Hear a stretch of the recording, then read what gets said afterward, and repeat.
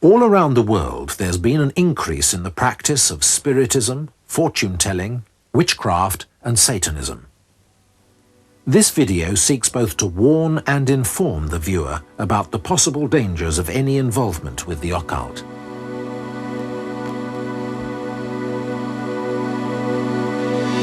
Do you know your birth sign? Do you follow the stars? Believing in bad luck and superstition. Predictions in your horoscope beginning to come true. Without it, you don't want to make decisions. No one knows the future, so don't believe the lie. Astrologers are tools in Satan's hands. Ouija boards and tarot cards are more than harmless fun. They are the doorway that will lead you to distraction. Come into my parlor, said the spider to the fly. There are many pleasures. Do you want to try? People like us Christian ministers are having to counsel youngsters time and time again. They get involved with the soft stuff, the horoscopes, the tarot cards, the Ouija boards. It draws them into this power that they don't understand, they can't control. And suddenly, they're lost. Their personalities disintegrate, and they go from bad to worse, and they lose the ability to be people in their own right and to make choices. We've got 5 minutes to get a rehearsal in before a cup of tea, so let's get going.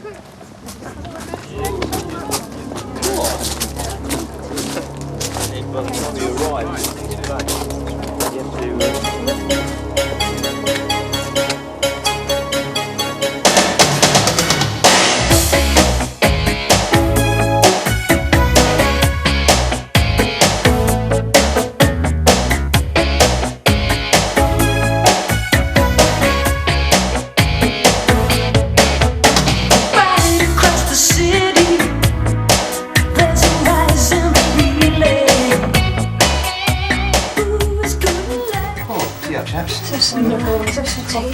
Hey, you know, it's incredible, isn't it, the amount of people we've actually met along the way who've needed to have been set free from involvement in the occult and other practices. I know, it's incredible. I mean, do you remember that girl up north we met? That's right, yeah, she was absolutely ensnared by it. You know, she just had a simple seance in her house because she thought it was just some fun, you know, something fun to do.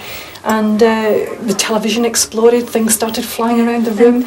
And since that night, she actually had nightmares. And what was happening was the nightmares were coming true the next day. So, like there was a motorway accident. That's right. Yeah. That's right. She also dreamt that her sister had hurt herself, and the next day she did. That's right. It's amazing how they get drawn She was in some state. She was in tears. She was crying. She was in school when I met her, and she was really upset about it all. Behaviour and her character. She didn't even know if she could go to sleep at night because she was so scared she was going to dream something about her family that would come true the next day. You know. It reminds me of a teacher down in the south who actually, in a religious education class, actually taught the kids there various things like fortune telling and horoscopes and the superstition behind that. Well, even like simple things like, you know, that survey we took just recently about reading your horoscopes. I couldn't believe how many people just read their horoscope every day. We were at a Christian camp and it was just like more read their horoscope than actually read the Bible. It was incredible. And yet it's just subtle, isn't it? And people get into the, you know, like into the supernatural thing of it and don't actually realise that kind of thing can be dangerous. It's the beginning of other things. There was a survey about 2 or 3 years ago in the north, and amongst teenagers, 87% of those questioned had actually dabbled in the occult, and half of them actually in the Ouija board, probably lunchtimes, you know, like in the library, just, you know, every day is just a bit of fun. But half of them had dabbled in the Ouija board. For many people, it's a natural part of life.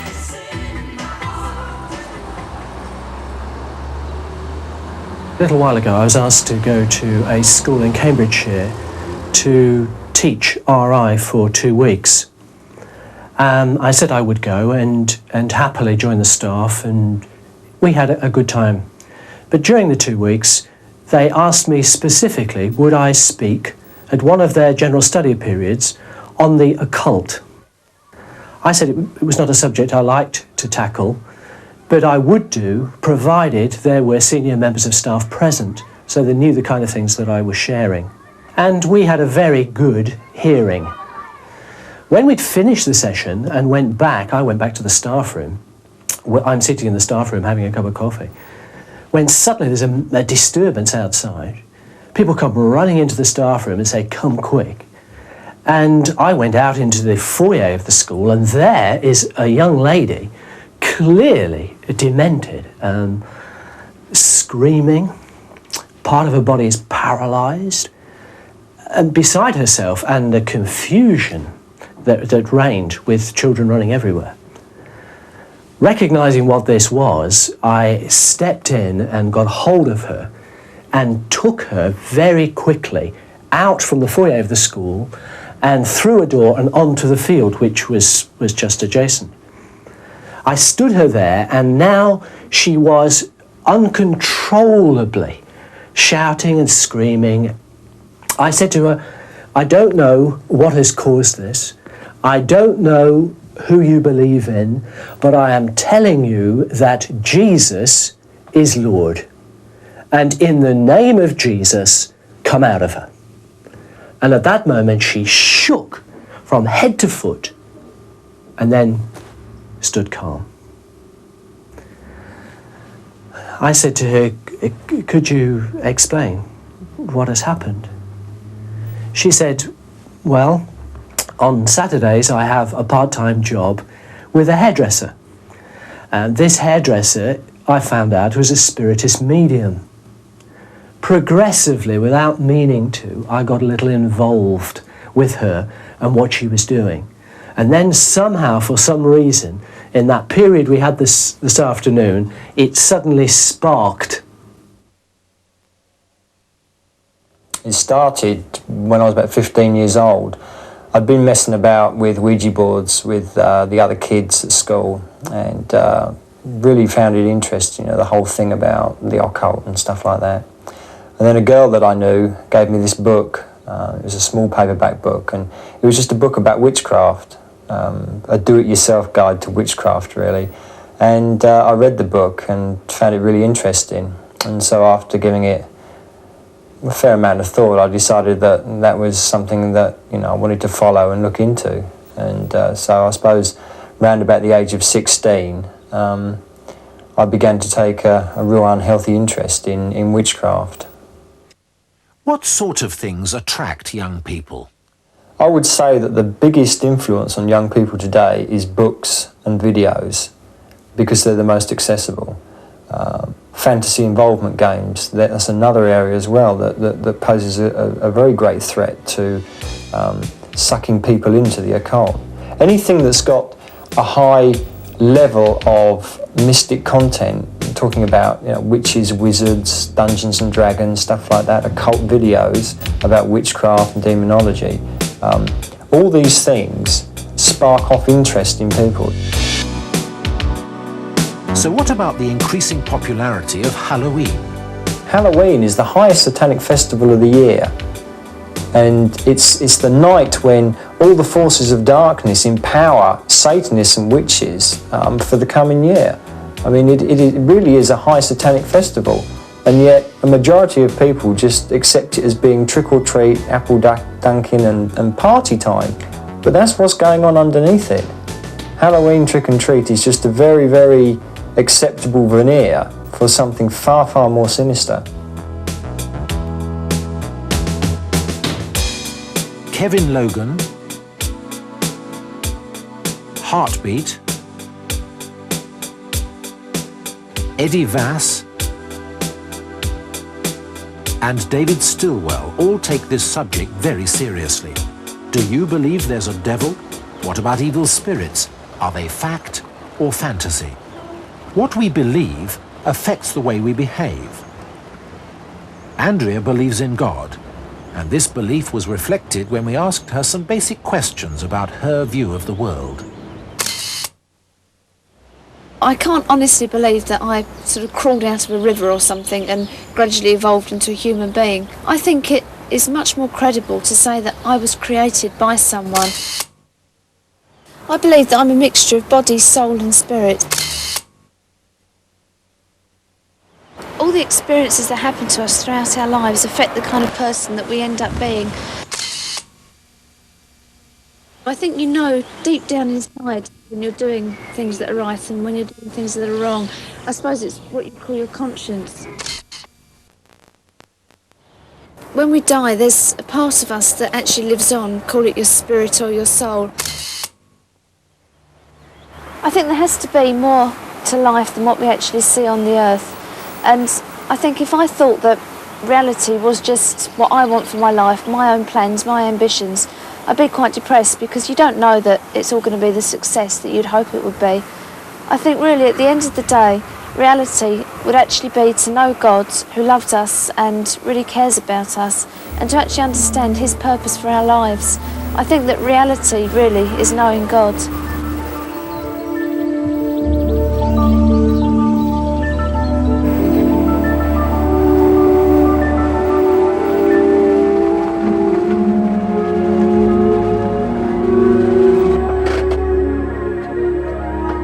Rodney Matthews is an artist whose work can be seen on record sleeves, calendars and posters all over the world.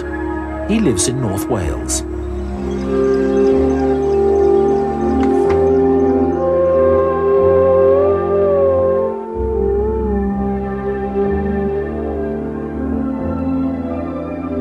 Rodney's pictures often provoke people into thinking about their own world view of life, things seen and unseen.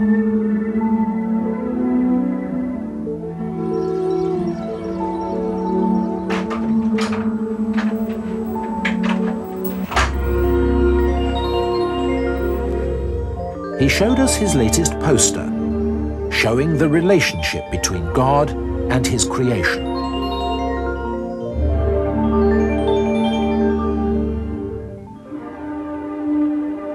God, holy angels, Satan, fallen angels, and evil spirits, all normally invisible to the human eye, appear visible alongside mankind, animals, and the rest of creation. Spiritism, fortune-telling, witchcraft, and Satanism are results of the influence of these fallen angels and evil spirits. Getting involved can open up doorways for spirit beings to harm and oppress us. God himself dealt with this danger to mankind 2,000 years ago. He came to this world in the person of Jesus Christ and broke the power of Satan, death, and sin on the cross at Calvary.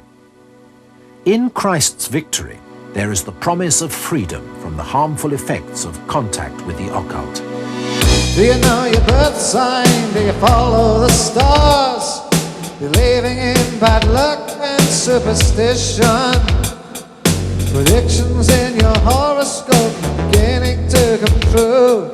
Without it, you don't want to make decisions. There was one day when I was coming down the corridors with a friend of mine, Sarah, and as we walked past the cloakrooms, there was a little bunch of girls, different girls, who were in there, and they were like reading the Lord's Prayer backwards, and it was very, very dark where they were. They'd kind of made sure that there was no light coming in, and they had like a few candles around, and that, because of the fact that I'd always been brought up in church, I knew that the Lord's Prayer was right, so the fact that they were saying it backwards to me was, hey, I don't want to go near this.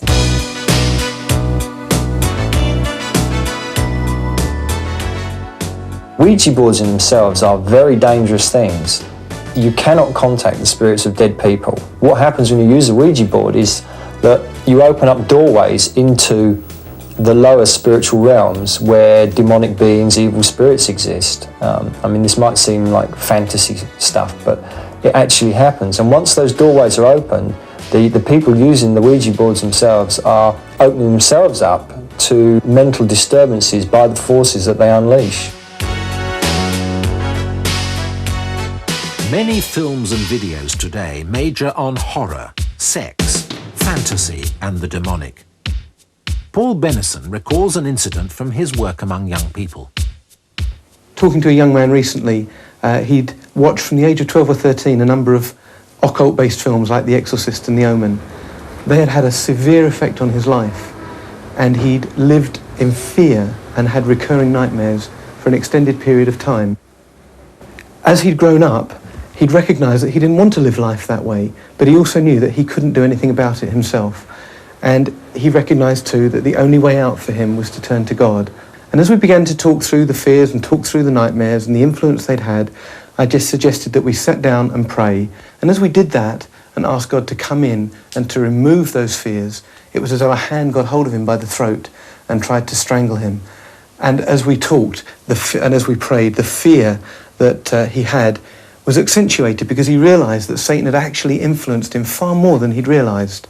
And that is Satan's way. You get sucked in and think you're in control and think you're able to cope with and handle the things that you've got yourself into. But when the crunch comes, you recognise that you're in much deeper than you ever realised. But we continued to pray, and as we asked God to free him, so that hand released its grip and he was free. Come into my parlour, said the spider to the fly.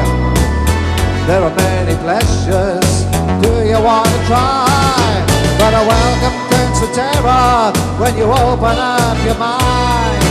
There are powers of darkness responding to your cry. Is anybody there? Is anybody there? Is anybody there? Is anybody there?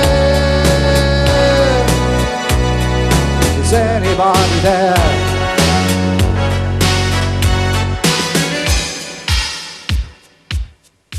When Sarah and I went down to the other end of the playing fields under the willow tree to see what was going on there, they weren't doing anything that I would recognise was wrong, because they weren't like reading the Lord's Prayer backwards or anything. But there was there was a crowd of them, and there was a girl lying down, and then they had like 6 people on either side. They were just kind of concentrating. They had their eyes closed and they were concentrating, and they were basically just lifting her up.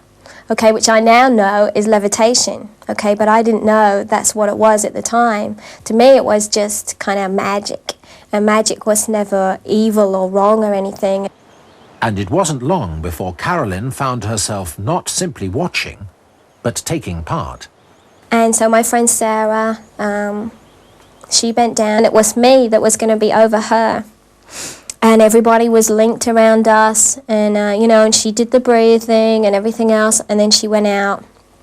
And it was me, and I really started to concentrate on her. And then immediately I was just like looking at her face, and her face just really started to distort. And you could see she was like really having problems. And I just thought, God, what is it I have done? What is it I have got involved in? And it really unnerved me. And I started to be frightened for my friend because I didn't know what was happening to her.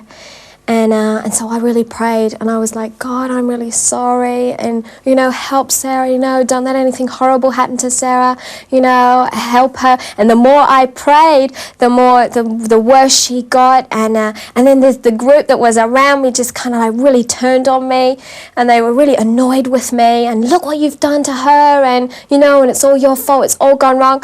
And I was like, oh no, this is my pal, you don't even go around with her, okay, I'm not going to hurt her on purpose. And there was my poor mate, who was really drunk. She looked like she was drunk. She couldn't stand up straight, she couldn't focus, nothing. And that really frightened me to see that kind of reaction in her. When I look back, it had a big effect on my life. It had a real significant effect on me mentally, emotionally. It affected me full stop. It messed me up. And I can see that now. Even just that small involvement that I had. There are many dangers attached to getting involved in the occult. Some of them obvious, some of them not so obvious. The obvious ones are the nightmares the children suffer fairly immediately after getting involved at school with the Ouija boards and so forth. The less obvious ones are the depressions and the family breakdowns that can come years later, but still stem from those experiences they had at those young years. But an even more fundamental problem is that it actually denies them access to God. God hates these people. Paul Heather was once deeply involved in astrology and provided his friends with birth charts and horoscopes. I recall going down Charing Cross Road and walking into this bookshop and seeing this beautifully illustrated book on how to become an astrologer, how to do it. And I bought it and took it home and began to study it. And when I get hold of something, I don't do it lightly, I really get into it. And I really got into astrology and learned how to do it. But having established a chart for a person, from where they're born and when they were born, there's a need to interpret it. So I ended up buying all these books, a whole library of books on astrology and how to interpret the signs and work out a person's personality from the information you have. I got to the place with astrology where I began to question, objectively question, the fruit of it, what's the point of it? And I began to realise that it was a bit like the teacup, worshipping the teapot because the teapot was filling it up, but the teacup wasn't actually seeing the hand which was holding the teapot. Here I was giving credence to stars and planets without actually seeing the hand that actually put them into that position in the first place.